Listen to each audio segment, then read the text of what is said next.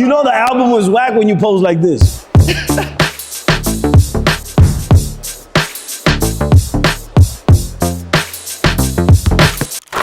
Welcome back to another episode of The Handle. Today's guest really needs no introduction, but I'm gonna do it anyway. Global hitmaker who's lived every side of the game. He's a legend, global superstar, and one of the biggest comebacks music has ever seen. He didn't just bounce back, he helped redefine the sound of an entire generation. And we're here to get a handle on it all. Welcome to the show. Nicky Jam. Yes, sir. Bro. Thanks for being here, man. Welcome. Yeah. I was gonna say hi real quick. Yes, sir. You've been through every phase of the game. You've been in the game longer than I have. I'm 23 years in since I started playing pro and people knew about me. You're 33 years in the game. 33 years. Since you started making your first album. What does music feel like for you these days? I mean, it feels good, you know. My mentality is always trying to be relevant, you know? Keep up with, you know, with the new cats. And for me, it's a blessing, you know, to like still have songs that could be top 10.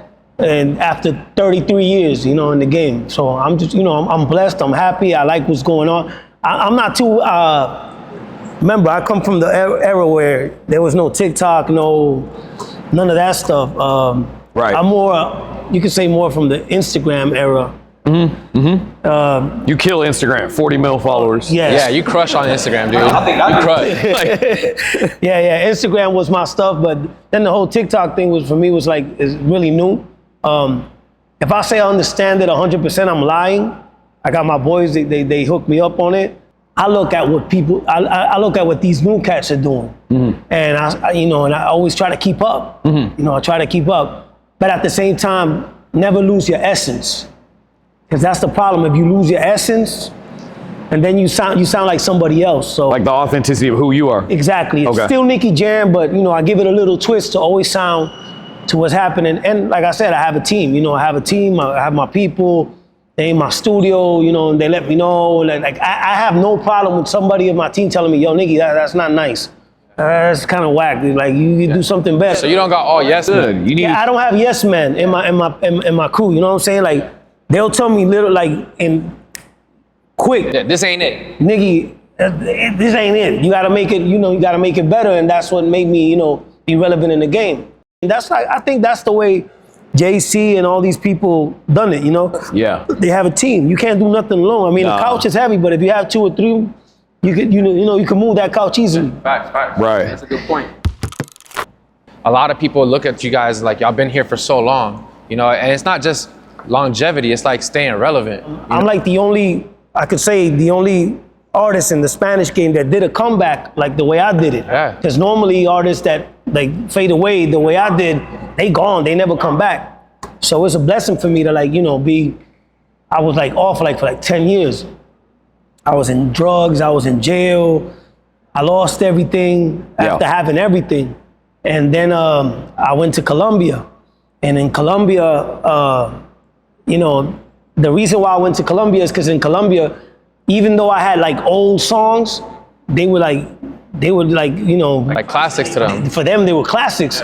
And they would put me in the clubs and I would make some money so I could, you know, pay rent and pay my child support and all that. And I realized that the country had 60 million people, almost 60 million. And I said, if I do one hit in this country, and it was the YouTube era, I could probably make 20, 30 million views. If I make one national hit, Just nation. and then use it as trampoline to jump from this country to other countries. And that's exactly what happened. I studied the country. And What year is this? I'm talking about 2013. Okay. 2013, I went over there and I wasn't even planning to do music over there. I just did one song. But I was doing all my old songs and doing shows. I would do 3 shows a Friday. From like El 3 Cangre shows a days, the Saturday. old days. Yeah, 3 shows a Friday, 3 shows a Saturday, and with that I was surviving, you know. And then I did just one song, and I did a video, and I moved to the mountains. I was in the mountains living over there, and there was cows and shit, and I could curse, right? I'm good. You're right. All right, and after a year, you know, being secluded and just coming out to do shows and pay the rent, somebody came to me like, yo, Nicky, that song, that's a hit. Which song was it? Piensas en mí is the name of the song. Yeah. So I'm like, it's a hit? So I checked on YouTube and I'm like, oh shit, this motherfucker got like 2 million views already. Yeah, that was a bop. How long was that? How long had it been up? The song was up like a whole year, nothing was happening. Okay. So it picked up. It picked up a It be year like that after. sometimes, yeah. Yeah. So I said, damn. There was a radio show, like a festival, and I went there to perform. So when I went there to perform, obviously I'm singing all my old songs, and people started screaming, piensas en mí, sing that song. And I'm like, oh shit, people want to hear the new song? I haven't had a hit in years. Yeah. So I sing this song. And everybody started singing this song, and I started crying. It was like my first hit after 10 years. You felt like you know? were back. I was like, oh my God, like, that was the energy that I needed to do the comeback. So, man, it went from that song to another hit song, to another hit song, to another hit song, only in Colombia. Colombia. So in Colombia, I did so many hit songs. I did like 5, 6 in a row. They were all #1 songs. They were all making more than 40 million views each. That made me jump from Colombia to Chile, Ecuador, Salvador, Guatemala, all these countries. And then I did that song, Voy a Beber, and that hit the whole world. And then I went from doing 5 #1 hits national in Colombia to do more than 6, 7, 8, 9, 10 #1 hits global. And I'm talking about, I would come out with one song a year. Like Voy a Beber did more than almost 1 billion views. And then a year after, I came out with my other single, then more than 1 billion views. And then a year after, I came out with another single. It was crazy. It was my time. Track record, it was crazy. But I think, and I'm sorry if I don't let you guys talk. No, please, yeah, you good. You're good. Just let it flow. I think the mentality got a lot to do with success. I went to a country, normally people immigrate from Colombia to the States to make it. I did the opposite. And Colombia is a beautiful country, and they gave me so much love, and they gave me so much support, and the energy they gave me. And it's funny, but I stopped drugs in Colombia and everything. So I got cleaned in Colombia, and the support that Colombia gave me made me come back like the Phoenix, That's when the album came out. That's what they call me, the Phoenix. Yeah. Nobody goes to Colombia and gets clean. This is crazy. That's the funniest thing in the world, but the reality is, I had to, I had to, and sometimes you gotta move from your comfort zone to make it, and that was the problem. I was in a bad place. I love my country, Puerto Rico, and I would kill for my country. But even if it's your country, sometimes you gotta move from your country so you can find yourself. It got nothing to do with your country. Your country has nothing to do with your downfall or anything. It's just that sometimes you go somewhere else and you find yourself, and that's what happened to me in Colombia. I feel like getting away from home is good. It's a good thing, right? It is. Like you say, yeah. It is. You got to get out more. Even your house. If you live with your mom and your dad, and you probably got to leave and you scared, and then after a couple years after, you're like, that was the best thing I ever did. You appreciate it more. You appreciate it. So sometimes you got to move. I think that's the standard to like a start to your story. Like even your case, you took a chance when you wanted to go and do And One. You had to leave your house to go just try something that you didn't even know. I live with my mom, yeah. Leave your mom, yeah. Live with my parents, yeah. You really close with your mom?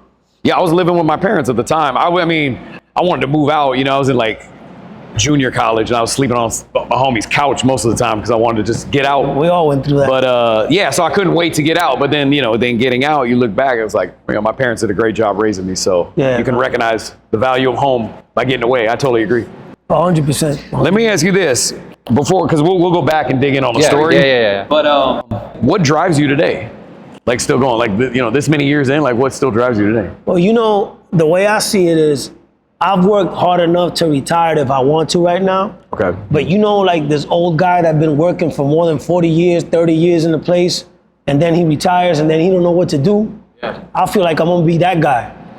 You know what I'm saying? Imagine me retired and just sitting home and just looking at the wall and, you can't stop. I can't stop. I just gotta keep doing it, and music drives me. It's just the music. It's a genuine passion. The music for me is everything. Like, I feel like I have that competitiveness. I have to compete. Love of the craft. Love of the craft. Gotcha. Love of the art. Love of the music. Love of the studios. The smell of the studios just is my life, you know? That's what I tell people. They be like, how do you go this long? How do you still feel good about it? But a lot of it's just the love of the craft. I feel like that's, when I'm on the court pooping, that's like my Michael Jackson moment. 100%. You know what I'm saying? It's like when you get to the court, there's no way you cannot just grab the ball, at least shoot one time. Yep. That's how I feel when I'm in the music industry. Like I go to a studio, even if it's not my turn to record a song, I'm like, yo, you got a beat? Let me try something. Go crazy.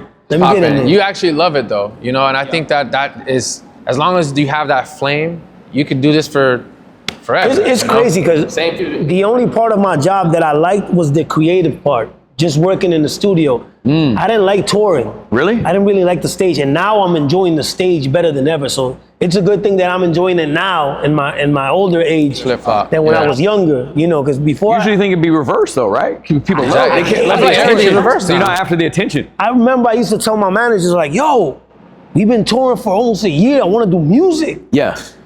We gotta do new music." It's like, yo, bro, you gotta pick up that money now, man. People want to see you now. It's You know, both. I understand him, but at the I understood him, but at the same time, it was like, I need the studio, like the studio for me.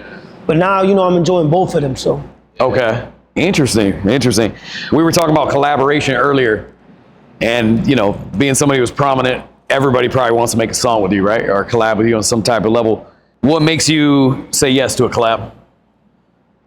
I'm gonna be honest with you. Some people probably think it's the position of the singer. Sometimes my whole team gotta hold me up because I would do a song with somebody, some random guy like from Cuba. You know what I'm saying? They're like, yo, Nicky, you know what I'm saying? You already did a song with somebody from Cuba. Chill, don't do another song with somebody that nobody knows. I'm like, bro, it's about music. If I hear a song that I like, I don't care the position that you are. You could be Bad Bunny or you could be nobody. It don't matter who you are. I mean, nobody's nobody, but what I mean is you could not have a position in the music, but if your song is badass, I'm in it. I don't care. Oh, that's dope. That's fire. Pause. That's fire. Are there people you put on? are there Pause, you hear people? the pause? I know, my bad. Are there people you put on that were nobody? Like, is that a hot Oh song? my God, bro. I can't say they were nobody, but there's a Rao. I did collabs with Rao. You did him early. I know my team could help me up. How many singers that I did collabs with that started out with me? There's a lot. There's a lot. Okay. I could say you could say half of the singers right now that are popping. I did collabs with them when they were nobody. That's dope. So, wow. But I always had that mentality. I like working with the new cats. Drake does it a lot. Drake does it a lot. For Yeah, years. 100%. Yeah, he does that a lot. I wanted to mention too is like you worked at a grocery store. Yeah. That's the only job I ever had too. Is worked at a grocery store. Well, the thing Cashier. is, I worked in a grocery store packing groceries, and I was a young kid. I was not supposed to do it. So every time the manager would come, they were like, "Hey, Nicky, you gotta leave. You gotta leave." And I would make $20 every day. And with those $20, I would $20 on tips. Yeah.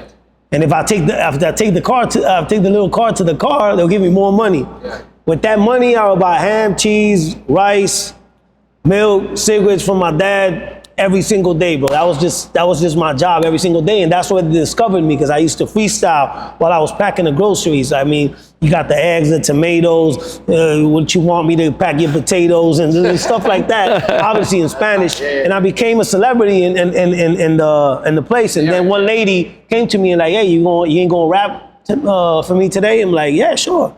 And I rap for her, I freestyle. And she's like, can you come with me to the house? I'm like, hell no, I don't know you. She's like, She already knew you were rapping though. people told her like, yo, there's this kid, he be rapping. And he's a small kid. And that was like, before that was, you can see that. You're like what, 12, 13, something like that? I was like, yeah, 11, 12 years old. And I got in a car and she took me to her house, and her husband was a manager, a producer for a record label. Yeah. And the next day they came home with a contract this big. And I told my dad, yo, sign that or read it, forget it. Forget what it says, just sign it. My dad signed that. We did my first album back in 1994. 12 years old. Yeah, the album was whack. I mean, I had no creativity. I was 12 years old, but the DJs from the streets, it caught their attention. So they started calling me, and those days they had a lot of they had a lot of like, the DJ would do like 12, 15 singles in one CD. And Daddy Yankee was the king of that, of those mixtapes. Daddy Yankee was the king. And that's how I started being famous in Puerto Rico, doing those mixtapes. And, you know, from the album didn't do good, but the mixtapes made me do shows, and that's why I started doing bigger Went things. from there. Wow. Were you already as Nicky Jam at that point? Yeah, I was always Nicky Jam. I mean, I used to be called Nick MC. Yeah, I was gonna ask you about the name. Back in the days, everybody was MC, because I came from the rap era. Yeah. And this crackhead came to me and he's like, "What's your name?" And I'm like, "I'm Nick MC." Like, you're not Nick MC, you're Nicky Jam. That's who gave you your name. Yeah, You got your nickname from a bum, bro? I was mad. I was like, I ain't no Nicky Jam. He's like, yeah, Nicky Jam.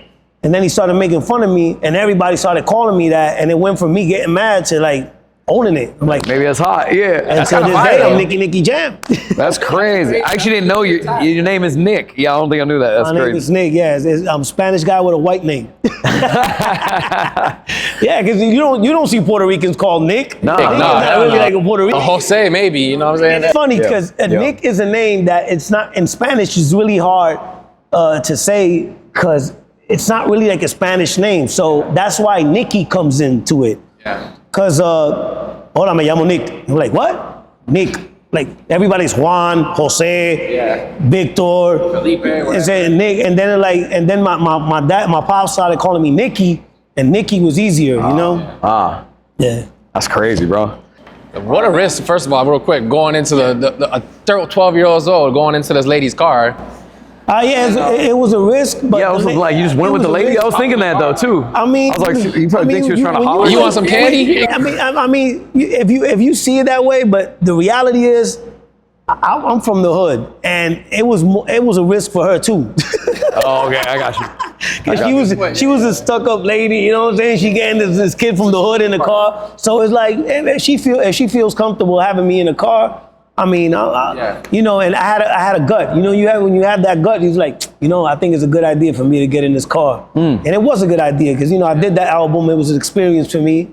Back in those days, that you know, you had to record one take. You know what I'm saying? It's not like now. It wasn't digital. It was not it was just film. It was a film thing. So I was in the film era. It was an experience, and I went from there to doing the mixtapes, and I can say, you know, I had an album when I was 12 years old. So I was in school and I already had an album. And people knew me. It was like, you know, like, yo, this guy got an album. And I was cocky for that. Like Lil Wayne, yeah, like 12 years old in school with an album. Like, fire. I got an album, you know what I'm saying? And the funny thing is, the clothes on the cover of the album was my grandfather's clothes. I had no clothes. For real? I was poor, man. I had no clothes, man. If you see, what was it? What was the fit? Bro, it was like, it was like one of those button shirts with the stripes. It was you could tell it was a grandfather shirt. Okay. But also, like, I feel like that was the look for them old albums. Like, if you look at the old, like, early 2090, it was like, No, but that album was, I posed like this. If you pose like this, bro, it's a wrap. You know the album was whack when you pose like this. It's online? We gotta find that. No, of course you can find it, bro. Okay, On YouTube, okay. you check Nicky Jam. The name is Distinto a los demás.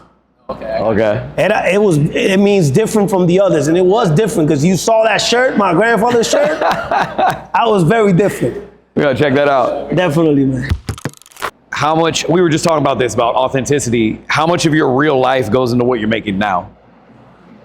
Like now that you're successful, you're on top of the game, you've been here for a long time. How much of your real life is reflected in your music that you record right now? Wow. I mean, I think the reality of everything is I try to, like, it's about inspiring people, you know? And that's what it's all about. I think what I try to do is what I feel in the moment is what I show in my music. Right. Like you could listen to an album called Insomnio. It was a very dark moment in my life. And if you listen to every song, obviously if you understand Spanish, Yeah. you could feel like you could understand it's like, yo, this guy is like, he's calling for help in this album, you know? There's a lot of songs what I'm saying is like, you know, is that there's even punchlines where I say like, if you don't love me, I understand you, because sometimes I don't even love myself. and a lot of lyrics. And that album was like that. Then I came out with Sunshine, that was the whole opposite, because in that moment I was in a happy moment. You know what I'm saying? I was falling in love with my wife, and you can hear that in the music. You know what I'm saying? So that's what I try to do. I just try to, like, you know, show my life in my music, through my music. The whole thing is your life, yeah. Yes, sir. We had asked a few of the artists before, but I would love to get your opinion on this. So a lot of people, they look at their albums like children. Remember we talked about this? And, like, you know, they have an attachment to every album. And just hearing you talking about it, you know, this one, that was Dark Place. This is a happy moment. So my question for you is, out of all the albums you've done a lot, which one would you say is the most special to you? I gotta say the Phoenix. The first one after your comeback? Yeah, because the Phoenix album has a lot of songs that even the record labels didn't believe in. You know, like El Perdón, I did with Enrique Iglesias, is one of the biggest hits in the Spanish. Billions of views, It's over $1 billion. Yeah, right? Yeah. More, I think. Almost 2 billion, right? Bro, El Perdón? we looked at your YouTube. You have 5 songs that are over $1 billion. I think 2 or 3 of them over $2 billion. Yeah, I mean, Crazy. That's crazy, though. I want my a video to do a bill. And my mojo in that moment was in a good spot, you know. And I did all of this in a small ass studio in Colombia. It was an ugly studio, to be honest with you. It was rough. But that's when, you know, it got nothing to do with the, you know, it's just Those are the best where places. you at. Yeah, where you at, how you feel, you know. It's just, Feeling. yeah, man. Yeah, you had some bangers on that one for sure. Yeah, that album has like 5, 6 hits, and the name, the Phoenix, everything, you know, because I came from the ashes, you know, did a comeback. El Perdón, Hasta el Amanecer. Oh my God, so many hits, man. It's crazy. It's just, Si tú la ves. Si tú la ves, El Amante. It's crazy. That's dope. You had a group with Daddy Yankee. You told me this when we were about to hoop. You had a group with Daddy Yankee. What did that era teach you?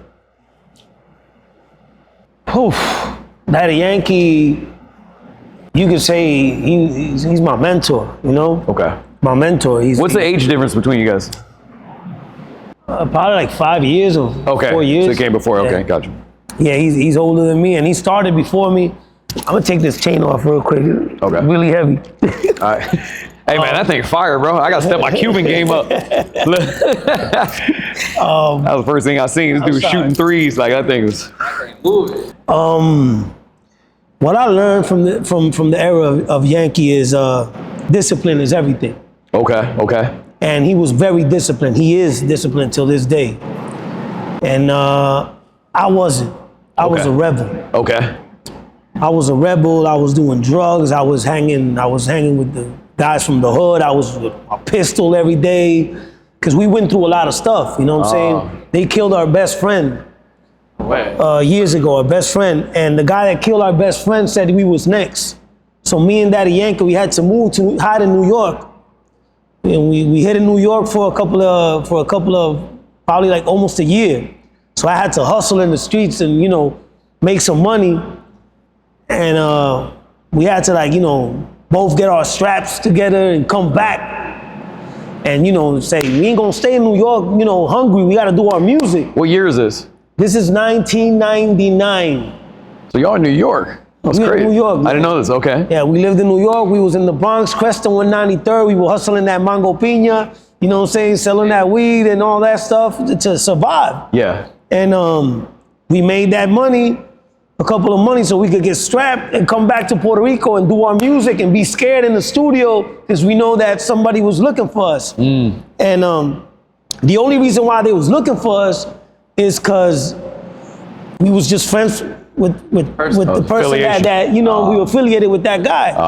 And so something happened to that guy in the streets. I don't know. He had his his problems in the streets, and after that we did one of the biggest, you could say the biggest duos in the music, you know what I'm saying? We did so many hits in the streets. La Combi Completa, Guayando, Dime, ¿Dónde está la gata? One could say that you guys actually define reggaeton for what it is now. Really. We knocked on the doors for reggaeton to be what it is What it is today. The first I heard was Daddy Yankee. That was the first I heard of reggaeton. Yeah. I mean, I was there with it. Probably you, I know. Before you heard, okay, so before you heard Daddy Yankee, me and Yankee was already a duo. Okay. Because I know that if you heard Daddy Yankee, you probably heard Daddy Yankee from Gasolina. Yes. Gasolina era. Yeah, so me and Yankee we was a duo way before Gasolina. Okay, wow. In that time of Gasolina, me and Yankee, we was in war. We was like, we did songs like dissing each other. Yeah, that was actually moved to my next thing. It said after the split, your career slowed down a little bit. Yeah, but not only about the split, it was because of me, bro. The drugs messed me up. Got you. Drugs messed me up. Of course, the split wasn't a good thing. Me dissing somebody that had the biggest song in the Spanish world not gonna help me either. But Daddy Yankee got nothing to do with my downfall. It was just me, bro. I was on drugs. I was a rebel. I was crazy. I didn't care. I thought I knew it all. You know what I'm saying? And sometimes you gotta fall really hard in the ground so you can wake up and smell the coffee and realize like, yo, you know what I'm saying? Like, and then I looked at Yankee like, look, bro, but he's doing so good. Of course, he was disciplined. I wasn't disciplined. I had the talent. I had no discipline. So talent without discipline is nothing. Yeah. Some people have more discipline than talent and they successful. You know what I'm saying? So it's all about discipline. Yankee had talent and he was disciplined, and he, without knowing, showed me the path.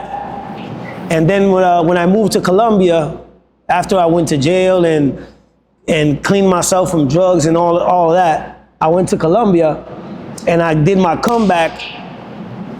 Me and Yankee, we saw each other and we shook hands, and he's like, okay, that's what I was telling you. Now you're doing what I told you had to do, and look how you're doing now. And we've been brothers since, man. That's dope. We always been brothers, but. Yeah, it is dope that you took accountability and then he was willing to reconcile. 100%. No, I mean, hey, we fixed our beef way before my comeback. Yeah. But when I did the comeback, people thought that like when we did collabs and stuff, it was like, oh yeah, now he's doing a collab with Nicky because he's doing, like, Nicky's doing good. It wasn't like that. We was already good. We even did a song together and everything, but I wasn't doing good in my career, so nobody cared. Once I did the comeback and we started doing music again, it's like, okay, so, you know, people just, the eye was on both of us, you know? Kind of were able to do something that not a lot of people are able to do, where you kind of like reinvented yourself. Through your downfall, you came back. You almost even had a new sound. Like if you go back to your old music, you don't even sound the same, like the same person. Colombia changed my sound.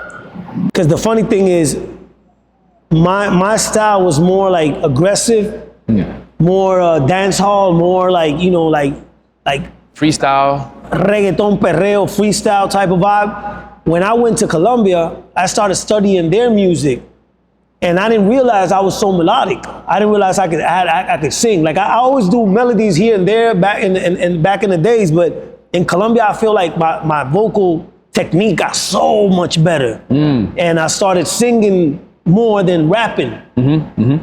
And that's when I came out with songs like Voy a Beber, El Perdón, and stuff like that, where it was just melody, you know, melody.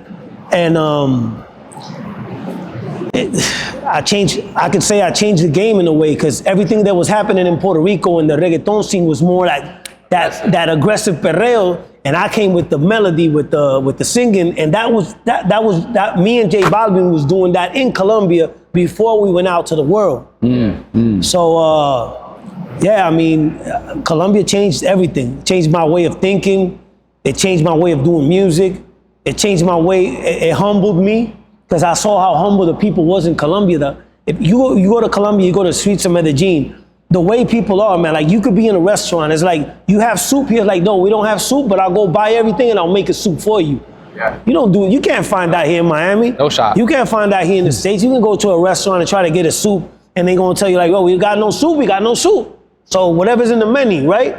Colombia, man, you can ask him where you going, and he will stop whatever he's doing. He literally take you wherever you gotta go. So that's dope. Wow. That when the Instagram era started, and they gave me those 15 seconds of video, I started showing the new Nicky. And I started showing the way people are in Medellin, Colombia. And I started showing the way I was thinking, and that's what made people fall in love with me. I started, Dímelo, papi.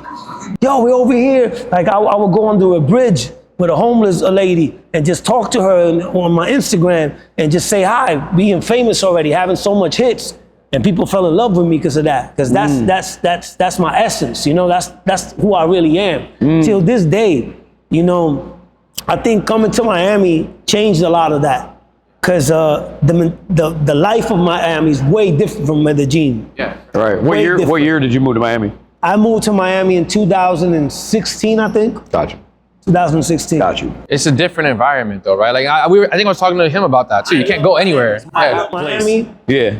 I love Miami. It's just that it came to a point where I was so famous that I couldn't maneuver myself in Colombia the way I could maneuver myself in Miami. Because famous people here in Miami is normal. You know, it's hard for me here. Imagine in Colombia to move. So here I could go to a restaurant and eat and probably gotta take 2 or 3 pictures.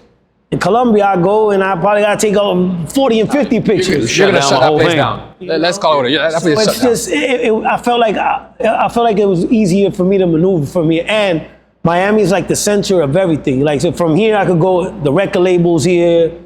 From here I could go to anywhere. It's 3 hours away. Like where I do shows and stuff. But I miss being in Colombia. I miss.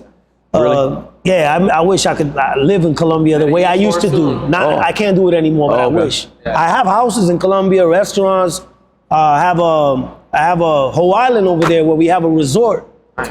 That's called Nido de Agua. We almost done with it too. Oh, nice. We're doing a hotel called the Phoenix Hotel in Medellin as well. I love that. That's hard. But we do a lot of jobs for a lot of people in Colombia.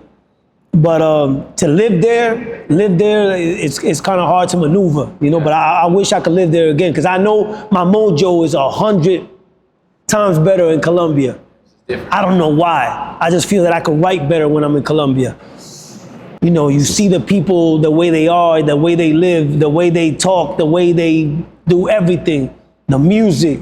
Yeah. They very rich in culture. Like, I remember I was in the house and it was Christmas. Yeah. And people started giving gifts, and they would give things that they already used, like I don't know, like a used shirt, jacket or something. Yeah, stuff like that. And they were so happy. I was like, bro, in Puerto Rico, if you give somebody something used, they gonna look at you like, papi, ¿qué te pasa? Yeah, you know, freaking out. Right. No, it's a different cultures, man, for sure. Way different culture. I actually never been, bro. We got a tour out there. No, never been to Colombia. I've been to South America quite a bit, but not. You'll love it. You'll love it. It's my favorite place, like in South. It's insane, bro. It's insane. It's insane. Everybody. It's beautiful. They have like greenery everywhere. And the city is beautiful. Yeah, it's beautiful. People are nice, man. It's badass.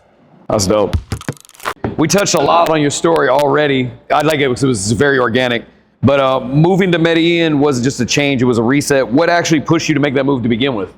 Before you answer that question, though, I want to touch on something for that question in particular. To phrase that, it was a risk that you took to go out there, right? Because you didn't even know what was waiting for you out there, right? So talk a little bit about that, like why you went there, that risk that you took, and that mindset that you had to do that. Well, the reality is, I didn't feel it like a risk. I was in Puerto Rico risking it all already. Living in Puerto Rico, in my country. Much love to my country. I love my country. Like I said in every interview, it got nothing to do with my country. It's my situation. I love my country. My country's been there. I just announced my concert, and in 2 minutes we sold out in Puerto Rico. So much love to Puerto Rico. I love you, and that's dope. I'm always gonna love Puerto Rico. But what I want people to know is that sometimes, like I said before, you could be in a place and it could be the best place in the world, but it's not the place where you could find yourself. And I did one show in Colombia. It's funny because they called me. I was broke, really broke, no money. And they call me and they say, oh, we're calling from Colombia. We want to do a show with you July 18th. And I'm like, yeah, let me get my manager. And I acted like I was my manager. I changed my voice. Dime, papi, que te puedo ayudar. I like that. Manejador de Nicky Jam, sí, claro. ¿Cuál es la fecha? And it's like, oh, yeah, we need him for July 18th. July 18th, let me check it real quick. That's fire. Check my Palm Pilot. A lot of celebrities been their manager. You know what? That's the only date we have. Would you believe it? What crazy? That's the only date we have available. So I went over there, and the funny thing is, they had a show where there was a whole bunch of reggaeton artists. They were popping in the moment. They were like it was their moment. And I was weighing like, I don't know, like almost 270 pounds. I was fat. I was messed up on perks. Gosh, good. Disgusting, bro.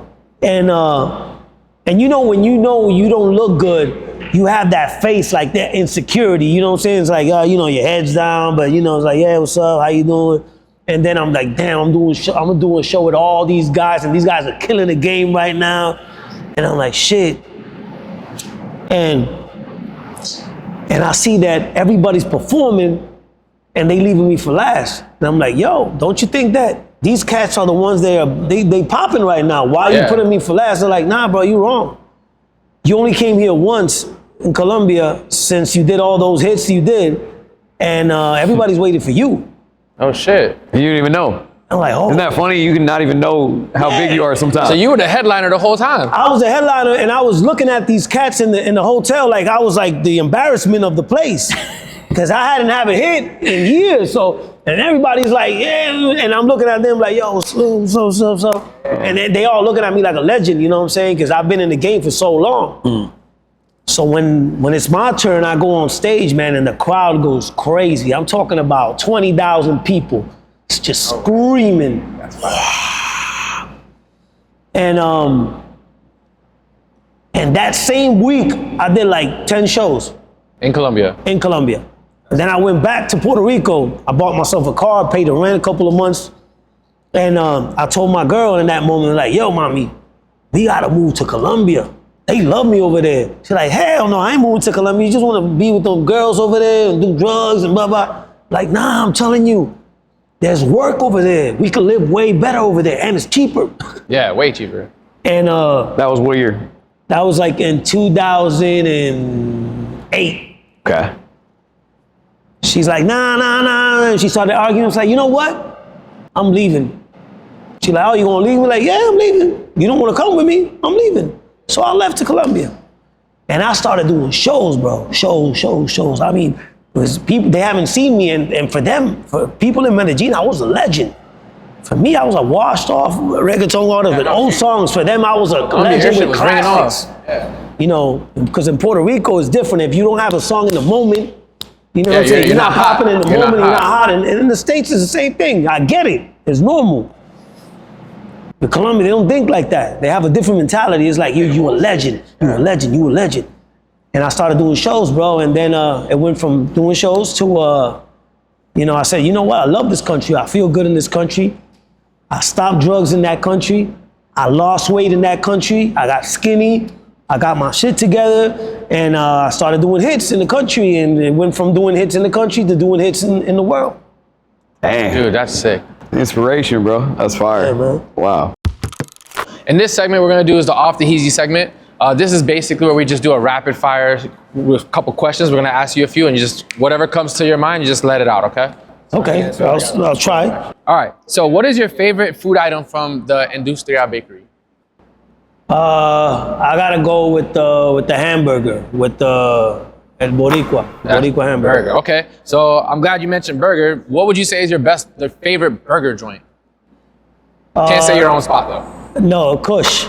Kush. Here in Miami, a spot called Kush. Okay, shout out Kush, best burger joint in Miami, all right? What would your preference, Pepsi or Coca-Cola? Coca-Cola. Okay. That's my dire weakness too. That's his weakness, low key. Stop being injured, man. Sancocho or mango? Poof. That's hard, sancocho. Sancocho, that's a tough one, bro. Sancocho will cure anything. Yeah, sancocho just because it's like you can eat it late at night or in the morning, it don't matter. You probably say hungry, but sancocho. Yeah. Last one here, ham and cheese or turkey club? Ham and cheese. Ham and cheese. I love both of them, but ham and cheese. Yeah, because I know you're a sandwich guy. So. 100%. Yeah, so, but ham and cheese is like your goat sandwich. Yeah, my wife be arguing like, you only eat sandwiches. And I can eat like warm toasted sandwiches or cold sandwiches. I'm a sandwich guy, 100%. Bro, so you ever see like people that they put too much on their sandwich? You know what I'm saying? Like, do you like yours just like plain, like just Ain't no ham, disrespect, cheese? man, but in Subway, these white guys, bro, they be putting some stuff. They don't need It's a white people. No disrespect, bro. These white guys be putting some stuff in Subway. I be like, yeah, put this on it, put that on it, put this on it, put this on this. I'm like, God damn, that's not a sandwich. That's like everything. That's a puzzle. Yeah, some people just say everything. I'll be like, damn. Like, it's crazy. Let me get a little bit of it, all of it. Yeah, man. Nah, Puerto Ricans, we keep it simple. Like, you know, it's like a ham and cheese and mayo. That's it. All right, last one. Where's your favorite place to go for a sandwich? My favorite place to go for a sandwich, it's a place called Cubano. Here in, it's a Colombian spot, actually. It's funny, but it's a Colombian spot called El Cubano here in Miami, yeah. That's crazy. All right, cool. Well, that wraps up off the Heezy segment. Pretty straightforward on that one. All right, bro. So you've got the Netflix series on your life. Yeah. You're able to tell your story, and it's like super inspirational. Looking back, like what moment made you realize your story was bigger than just music? Well, first of all, I've never seen nobody in the industry of the Spanish music with my comeback. Not at all. Second of all, what I've been through, you know, my mom being a prostitute and drug addict, my dad being a drug addict, me being a drug addict and going through what I went through and the environment that I was raised. I thought people needed to hear this. And you know, Netflix people, they came to me with an offer. And to be honest with you, I ain't gonna lie, for me to show my story was not comfortable. It had to be very... Because it was, yeah, but at the same time, it felt good to get a lot off my shoulders, you know? So it was like mixed feelings, you know? It was, because I acted in a lot of parts of the... Yeah, you played yourself. I played myself. Pause. What a flag at. What a damn flag on the play. But you did. I did. And there was a lot of parts where I was like, you know, I really cried. Like they said, well, you know, it'd be good if you cry. I'm like, you don't gotta tell me to cry, bro. I'm gonna cry because these are things that really happened to me. And there's a lot of things that are not in the story because, to be honest with you, I recorded 1 hour on a recorder. I told on a recorder 1 hour of my story, and out of that hour, they made the whole series. Really? It's fire. So imagine all the stuff that's not in there, you know? Yeah. To adapt things for screen, though, you always got to leave stuff out. This is how it goes, right? Yeah. And I helped directed it as well with Jesse Terrero. He did a crazy job. He's one of the... Oh, you helped direct it too? Yeah. Oh, wow. Jesse Terrell's beast. Shout out to him. He's a beast. Yeah, Jesse Terrero's crazy. Wow. And he put it together as well, like, you know, because he was the one that... He was in contact with Netflix and Endemol and all these people, but, you know, he saw me. The reason why I did movies and acting and all that was because of Jesse Terrero, because he saw me acting in the video we did, and he was like, yo, Nicky, like, you're natural, bro. Like, you should... You got the chops. You should do it. Yeah, you should act like, well, we artists, bro. You know what I'm saying? Like, look at Michael Jackson, like, when he did the Thriller video, like, he was a natural. Like, when you're an artist, you know? Facts. Yeah. Before you get into the next segment, but I want to stay on this topic a little bit because I feel like it's so important, and you're always so open and being vulnerable about it. But how important do you think it is for people to actually face and like heal through the trauma that they go through as a kid? I feel like people don't really put a big emphasis on stuff that they went through as a kid growing up as trauma, you know, or they don't heal. They don't heal. They won't heal properly. So what are some of the things that you did, and what advice would you give to somebody out trying to go through, you know, those doors too? I think one of the things that I did was I was very vocal about it, but you never really heal, man. Okay. Till this day, I still fight. Mm-hmm. You know, people think because they saw the documentary and they saw that I stopped doing drugs and all that. It's like, okay, Nicky's life is okay. And nah, man, until a couple of months ago, I was struggling with alcohol, you know, and that was like a new drug for me. Mm-hmm. And it's because of those traumas from the habits. past. You know, you fight your whole life with those traumas. A lot of people have that temptation regardless, right? Your whole life. The only thing that can help you with that is God. Gotcha. You know, God is the only thing that can help you with. Sorry about that. Facts. The though. only thing, Facts. the only thing that can help you with your traumas, because not even telling your story helps you 100%. Right. That's like step one. I thought, Vocal. that helped me a lot. Yeah. But the reality is, the traumas is going to be there. So what I suggest a lot of people is find God. That's me. I know these days a lot of people say, I don't know, but these days people I feel like every year, like every time people believe less in God. You know, as time goes on, like, yeah. Like I see artists like turn to God, and I see the comments, like I see people sometimes like, yo, what happened with Daddy Yankee? He's looking for God now? It's like it's a bad thing. in Puerto Rico, you would say something like that, and everybody look at you like, what are you talking about? He's doing what he has to do. Yeah. That's what we got to do. Yeah. But I can relate. I'm Christian, so I get it. You know? I don't want to push religion to nobody, but that's just my message. Yeah. You know, Love that. It's funny because I see sometimes comments on Instagram and TikTok, and times where I was in depression, that I would say it, and I see stupid comments, and I'm gonna say it's stupid. It's like, oh wow, you're a millionaire, and you're in depression. It's like easy, easy. I'm like, didn't you see Michael Jackson? Didn't you see Elvis Presley? Didn't you see Marilyn Monroe? Didn't you see a whole bunch of superstars that had way more money than me be in depression? Yep. Robin Williams. Yep. What's wrong with the people? Why would they think that if you have money, you don't have depression? That's crazy. More money, more problems, right? Potential for more money, problems. more Yeah. responsibility. Yep.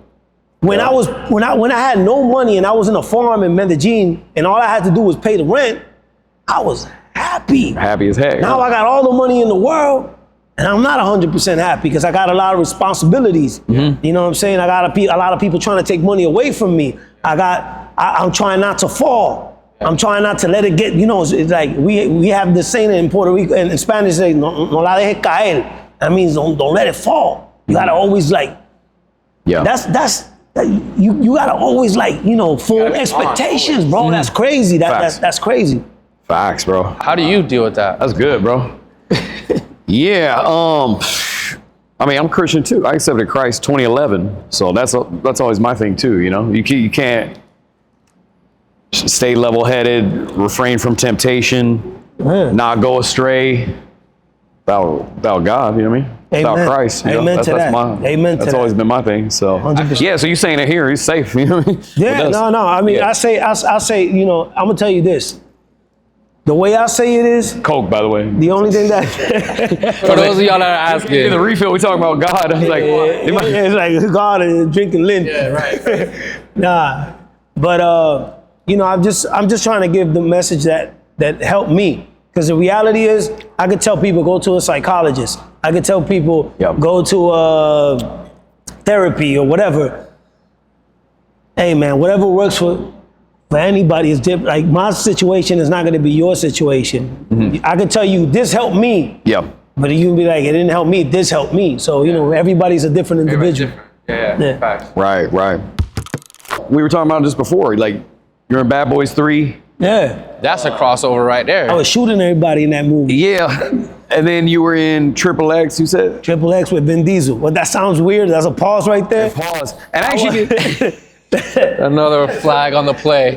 Boy, you got a lot of penalties over there, boy. I'm saying that. At least I'm saying it first. pause. Yeah, but What did the transition to acting teach you, though? I've always, I'm gonna be a little cocky right now, but since I was a kid, I always knew I always felt like I was a superstar. Gotcha. It didn't matter the situation that I was, if I was poor, I always felt like I was like, so self-belief. I think I've never been scared of nothing, I ain't gonna lie though, the first movie I did was Triple X. And I remember I was in Dominican Republic though, when I saw the whole production team, I was already scared. Imagine this 150 times. Right. 160 times more. Be intimidating. With 160,000 people, and then Vin Diesel comes in a helicopter. And everybody's like, Vin Diesel's coming, Vin Diesel's coming. Yo, I was almost shitting on myself. And then Vin Diesel comes down, you know, it's like you feel like you're seeing Fast and Furious. Yeah, facts. He comes down and he's like 6'2", 6'3", like he's tall, bro. And Yeah, tall in your thing. it's like, where's Nicky? Like, shit. Right here. And he's like, I'm a big fan, familia, I love your music. Because he loves the Spanish culture. Yeah, he does. And Vin loves me, bro. Like, shout out to Vin, man. That's dope. He's like, I've been with him and his family in Dominican Republic. Really? Every time he comes to Miami, I go to like his hotel, and he sends for me. Like, I gotta, like, when I chill with him, it's like a whole, like, I gotta be with him like for 3 or 4 days, because he likes being with me. You know what I'm saying? Like, okay. he loves me a lot. I'll be locked in. He loves me a lot. And his daughters loves me. His wife, his whole family is crazy. He had a son, right? He got a son and he got a daughter. I just met him. I seen him in Abu Dhabi at F1. Yeah, man. They cool as hell. And he loves music too. I've done songs with Vin Diesel. They never come out. No shit. They never come out. Wait, you did songs with Vin Diesel? I got like 2 or 3 songs with Vin. Nah, we gonna have to hear that one on Crazy, the road. bro. I got like 3 songs with Vin, and they never come out, man. I even I made him sing in Spanish and everything. He performed with me in one of the awards, in the Billboard Awards as well. He was on stage with me. That's fire. I performed with Will Smith too in the World Cup, when I did the World Cup in 2018 in Russia.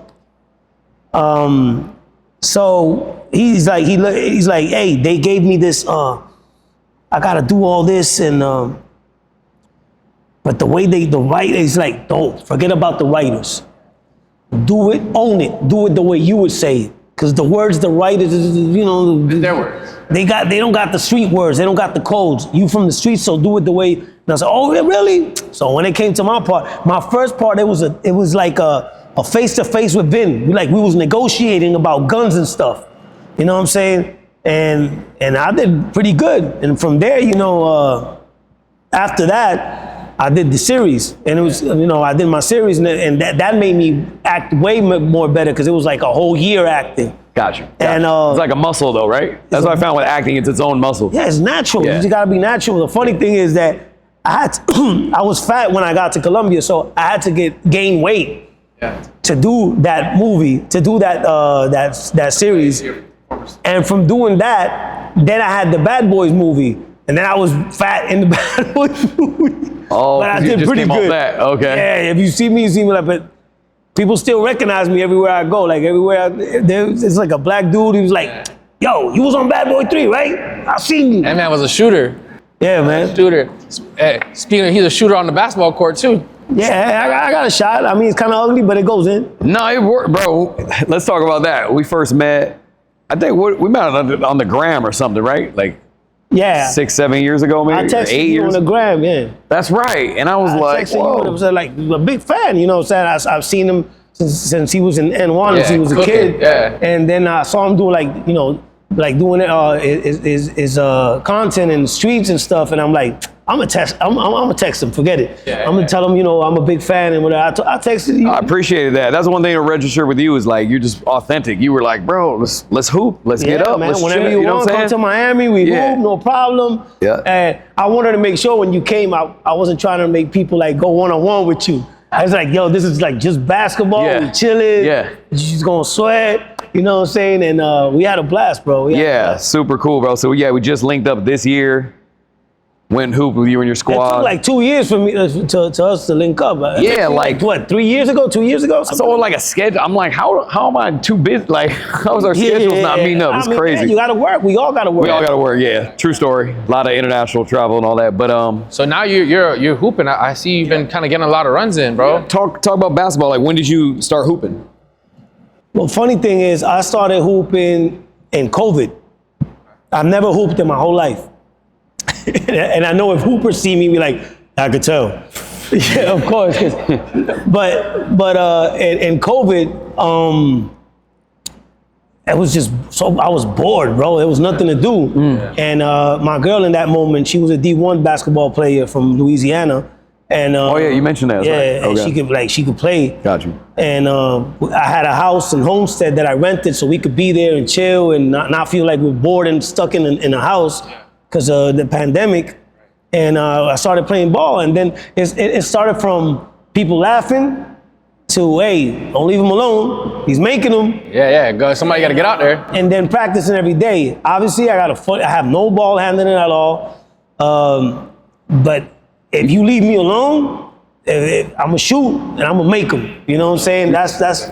He got Steph Curry range. He saw me. He said you be pulling it from the parking lot. Oh, He yeah. told me. Bro, you just pull it like we were first I got playing. a shot. I got a shot. He'll pull it from anywhere. Defense, like Yeah. I go. You play defense too, for I sure? play defense like crazy. Oh, all right. Crazy. Yeah, I love it. I mean, that's for me.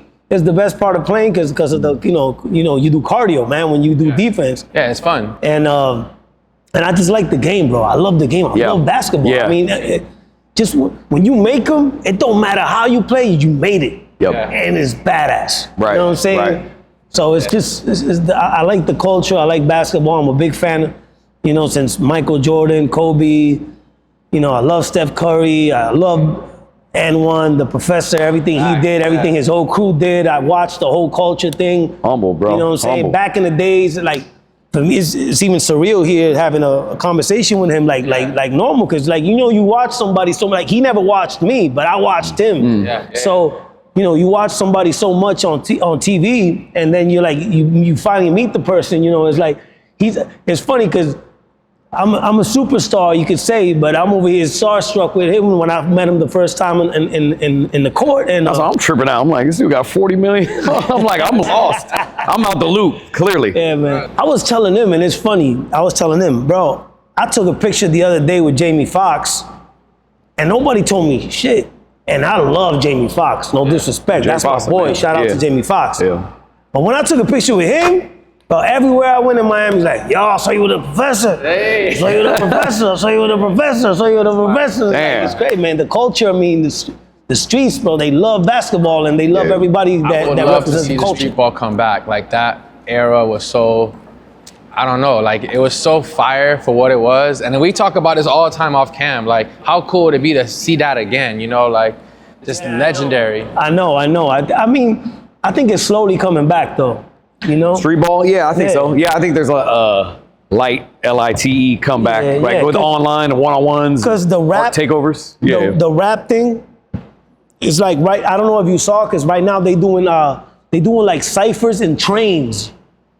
Oh, I did see a couple of those See videos. that? Yeah. Like that's like they bringing it back. Like where there's a whole bunch of people and people are rapping. So that's gonna happen with basketball too as well. Yeah. 'Cause Miami Bound to wasn't happen. really big in the basketball scene like that. You know what I'm saying? Right, Mostly right. it was. I think so, yeah. Now it's getting crazy. Like Really? this court right here, courtside, Yeah. they go hard in this court. Yeah, no, shout out to this place. This place is fire. Carlos Arroyo, a lot of people from NBA come Oh, for here real? to play. Yeah, they play that- here. Oh, They those are play- high-level runs. Yeah, no, they have like there's like different levels. Okay. Obviously, I play in the lower level. I was like, Carlos Arroyo's a beast. He was with N1. He signed to N1 back in the day. Yeah, Carlos His Arroyo. ball handling is crazy. Yeah, he always had like the Puerto Rico colorway sneaks or whatever. But he was there before I was there. Yeah, Yeah. that's crazy. And he still and he can still play. But You even see him, now. right? What? Oh, that's fire. Bro, Okay. you don't get it twisted, man. He I mean, I believe it. Once you're in the league. he been letting kids here like look stupid. Like Okay. youngies look stupid. Like he got his ball handling is crazy. And Yeah. for his age, bro, he's like what? He's like 45. He's older than me. I was gonna say, I think he's older than me. I think so. Yeah. 46. Yeah. Bro, he's crazy, insane, and he still look young. Still looks young. Damn. Man, come on, man. White chocolate. He still get right. He looks still young too. I'm like, Man, he got it, bro. He got it. he take like 30 minutes stretching, but Yeah, warm up. That's the thing. bruh, Like, I gotta get a real warm up, a real pull of muscles. like, I saw him stretching, right? But then I said, it was like, okay. Then I saw him stop. It was like, okay, so he ready to play. Then he started stretching again. Like, oh shit, he's stretching. Like- he goes, Like we ain't playing. No, I just Nah, wanted but- to ensure because look, we were gonna play off camera. yeah. So like playing off camera, I used to get injured all the time. I don't really even play pickup, to be I know honest. I what do you my mean. workouts, and then if it's on camera, I roll. Nah. But it's funny too You because have to. You have to. yeah, we went to war though. Like to be honest, going to hoop with you and your crew, I didn't even think you guys could play, to be honest. I was like, oh, we're going to chill. I don't want to get injured here. We're going to chill. But then we were going to war, bro. Nah, 3 long games. No, we play, bro. Like, we play every day. And it's funny is because the people, like, there's only like 1 or 2 in our crew that really played, like, they hoop. Like, they played in high school and stuff like that. Yeah. Most of us is like, we old dudes, you know what I'm saying? There's like a fat dude in the crew. There's like a little No, but they hustle, though. They could go. Like, it wasn't playing around. But that's the thing. They see us, and it's like, yo, let's play 5-on-5. And they're like, oh, we gonna whoop their ass. They never do, bro. I ain't lying. They never whoop our asses. We know each other already, and we play every day. You know how it is. Like, you being a fan of basketball, the NBA and all that, you have a top 5? Top 5 all time? 100%. 100%. He knows, my boys are laughing right there. Okay. Number 1, obviously Michael Jordan. Gotcha. Number 2, Kobe Bryant. Gotcha, yeah. I like that. Number 3, Curry. I like that. Number 4, LeBron. I'm not mad at that. Still a good list. And number 5, Kyrie. Kyrie in there? I like that, bro. I like that. Those are my top 5. But if you're saying like most skilled, that's a good list though. If you're just saying like skills, like because a lot of people like make a team, right? Like one, here's the point, here's the 2. But if you're just saying like I'm talking about my favorites. Yeah, my I mean favorites. that's a good list though. That's my list. Yeah. My list. I know a lot of people gonna see you crazy, but that's my list. I got my boy. So. My boy's a big fan of LeBron. I don't think you're crazy for that. That's a pretty solid list. That's my list. That's my list. It's debatable on the order. Some people. LeBron dude, they mad at you for sure. Yeah, I got my boys and LeBron dude. He's mad. Yeah, but LeBron got the longevity, right? Like he's been doing it for so long. So like I feel like that's an aspect that gets overlooked because it's like you guys, man. Like y'all been doing something so long. It's easy to get that like taken for granted. Like oh yeah, it's just LeBron. It's like it's not normal. But at the same time, that's what makes me really like.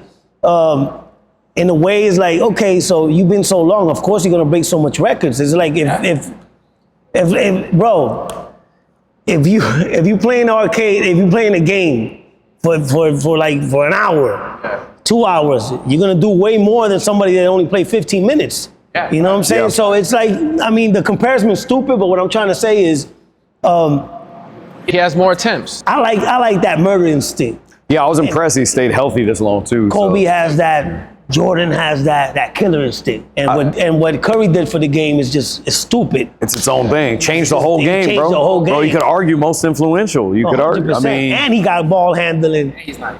He's just crazy, man. Yeah, he changed the game for sure. And there's a lot of plays that there's a lot of good plays.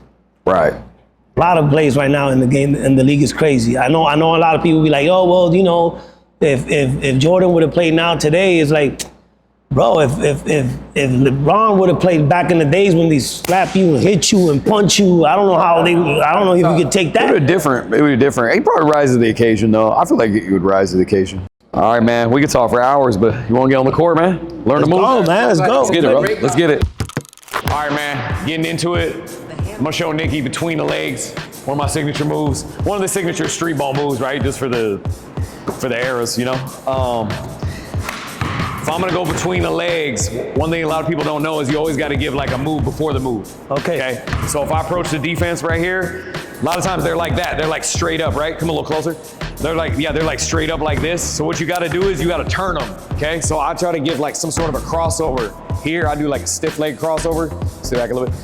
Pull it back, okay? That's gonna turn him. So usually, if you're straight up, I gotta like beat you a little bit to make you turn, like that, right? So you're naturally, that's not how you do it. You'd actually open up. This foot would be forward. You'd probably open up like that. Yeah. You know what I'm saying? So you turn them to make them go here, okay? And then what I do is, after I cross over, from my right hand, I cross it back over to my left hand. I fake a jump shot, then go between the legs. Okay? So if I go half speed, Oh yeah, it's so simple. yeah, so if I go half looks speed, so easy I'll say for just me. stay like that. Just stay open like that. Yeah, you can just stay here. Yeah, so bringing it in half speed. Like I said, you come up, you gotta turn the defense, fake the jumper, between the legs, to the rack. Okay. Wanna walk through it? Like, you want me to do it? Just walk through it. Little walk through. Oh shit. Okay, look, I'll do it with you. So against the defense, ball's in the left hand, okay? It doesn't always have to be that same crossover, the two though. You know, it could be a regular crossover, It could be like between the legs. You just got to get something where you make him open up. Lean this way. There you go. Yeah, but the key is though. Yeah, you're on point for a first try. The key is though to fake a jump shot. So like after I've opened him up or did whatever I got to do, it's like bringing this offhand like I'm gonna shoot it for a sec and then going here. But that's the hard part for me. Yeah. How am I gonna not fake it without traveling? Like Low key though, the way you play kind of dictates it too. So like I hit a lot of mid-range jumpers. I start from outside in hitting jumpers, so you do too. It might already be there for you though. You know what I'm saying? Like look, you might catch a kick out. He might come toward you on a kick out. It might just already, you know, you don't always got to set it up if you don't need to, you know? Sometimes, yeah, let's see. Just there. wait a minute. For the sake of it though, yeah, just fake the jump shot. So I fake, boom. Fake it. Right to it. Oh, dang. Hey, you don't let me do it. Yeah, I know, yeah. Keep it wide. Yeah. Okay, I can't dribble, Yeah. so it's like. Kick out. Ha. Yep. There it is. Yep. There it is. Might be all you need, bro. I had to finish it though. Yeah, true. I think you could get somebody regularly though. You don't have to have a crazy handle. Like sometimes, like if he was guarding me, you might go like here. You might just take one dribble and come back here, right? And then you fake a jumper. So it's like. Yeah, like look, you turn it, he turns. You know what I'm saying? Oh, that's a reverse. That's like reverse between the legs. That's actually a different move. So I gotta make him come to it, right? Yeah. Take your time with it. You get it back to your right hand before you go between the legs. Right. Get it back to your right hand. You know? Okay, so it's like Ha. boom, Yep. boom, boom. There you go. Yep. Get that finish. We need it, bro. Yeah, man. There it is. Between the legs, bro. Hey man, you gotta edit that shit right though. We gonna get it right. Look, I got a super L. All right, man. So there it is, the handle. Bro, I'm telling you, you can't sleep on his jumper, bro. You can't sleep on it. There it is, man. We got a handle on it. Nicky Jam. Be sure to check him out if you haven't. Appreciate you guys. Appreciate you guys. God bless. Yep, Professor. guys. See you guys soon, bro. God bless. It's an Appreciate honor. you, bro. Yep, honor. Likewise. Yeah. Let's go. Yeah. Yes, sir, bro.